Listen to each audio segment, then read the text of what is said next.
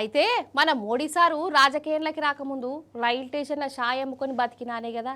ఇప్పుడుగా పాత ముచ్చట ఎందుకంటారా? సారు మళ్ళా పాత రోజులకు పోయిండా మళ్ళా గిట్లా షాయ్ దుకాణం పెట్టి ఇగ్రం పెట్టుకున్నాడా ఏంది అనుకునేరు. ఏం చేసిండో చూడాలేదు. ఆహా అగో మన మోదీ సరే ఆడుతూ పాడుతూ పని చేస్తుంటే అలుపు సొలుపు ఏమున్నది. సుషిరా మన మోడీ సారు షేర్లకు పోయిండు. కోసేది తునకాకేనా అనుకునేరు. తునకాకు కాదు, తేయాకు షాయి పత్త దీంతోనే ఎత్తరు. అయితే మోదీ సారు అస్సాం రాష్ట్రానికి పోయిండోల్లా ఆడ తేయాకు పండిస్తారు కదా.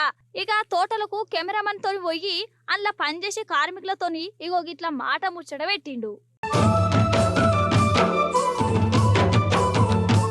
आप मेरे गुरु है आज।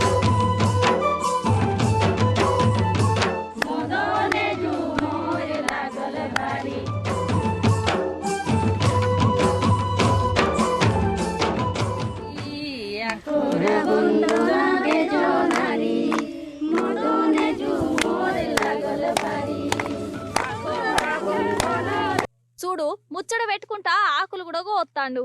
ఇక ఈ అక్కలేమో ప్రధాని సార్కు ఆకులు కోసే తరీక చెప్పుకుంటా వాళ్ళ కష్ట సుఖాలు పంచుకున్నారోలా.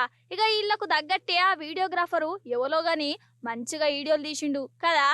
ये लेते हैं तो डांगर जब ऊपर होता है ऐसे।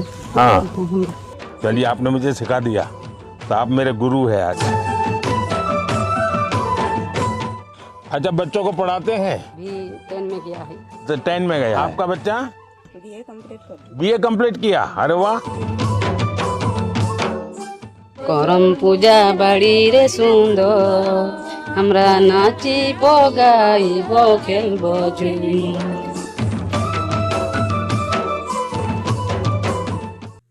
ఆగుర్రి ఇంకొడవలే ఆటలు పాటలు డాన్సులు కూడా నడిచినాయి. ఇక ఆ అక్కలందరూ మన మోడీ సార్ ఒక్కరిని నడిమిట్ల నిలబెట్టి ఇగో గిట్ల వాళ్ళ భాషల పాటలు పాడుకుంటా ఆడిర్రు. ఇక సారు కూడా సప్పట్లు కొట్టుకుంటా సంబరపడ్డాడు. ఇక తేయాకు కార్మికులతోని మాట్లాడాడు. నాకు దిల్కుష్ అనిపించింది. వాళ్ళందరూ నా మనసులనే ఉన్నారని చెప్పుకొచ్చిండు మోదీ సారు.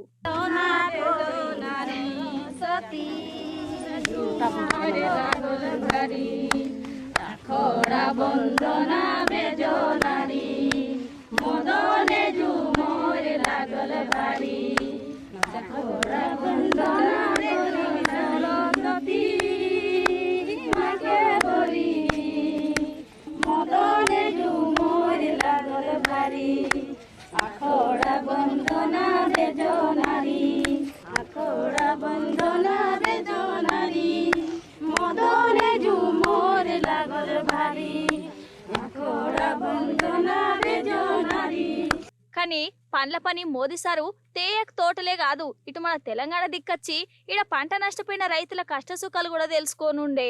మూసీ బాధితులు హైదరాబాదితుల మనసులో ఉన్నదేందో ఆర్చుకోనుండే. నిరుద్యోగులు ఆశ వర్కలతో కూడా ముచ్చట పెట్టేదుండే అని అంటుర్రు మనోళ్ళు. అవుగని అస్సాంలో ఇప్పుడు ఎలక్షన్లు ఉన్నాయి కదా. ఆహా ఉత్తగనే అస్సాం తోటలల్లా మోదీ సారు వీళ్ళ బాధలు అరుచుకుంటుంటే యాదికొచ్చింది గంతే. మళ్ళా తప్పు తీయగల్లా ఆయనత.